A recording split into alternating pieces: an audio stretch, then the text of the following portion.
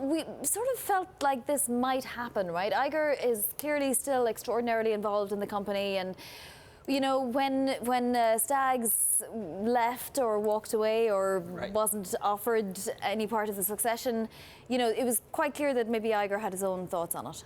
Yeah, I think there's a real chance that Bob Iger is going to stay beyond his existing tenure, and I think if you ask most investors, that's just fine with them.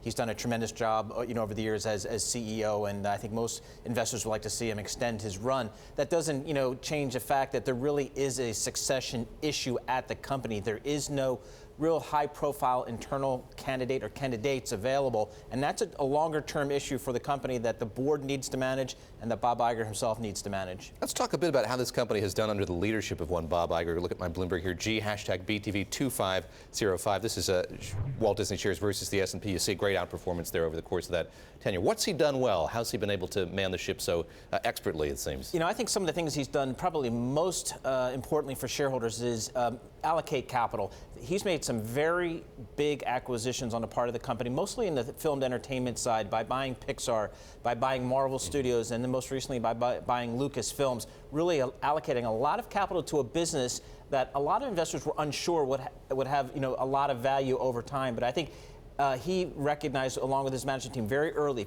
if you invest in big brands, big characters, over time, Disney can monetize them, and that has been an absolute home run for the company and for shareholders. What if they don't come up with a succession plan soon? And I'm not talking about the 18 months time down the road, but like just a general succession plan. Investors were punishing Warren Buffett for that for a long time until he did put one in place. Will they start doing that with Disney? Yeah, I think they're going to want to see, again, Bob Iger's relatively young at 65 and, and certainly in great shape and very engaged in the company. And so I think, again, investors could probably see him in the seat for a long time.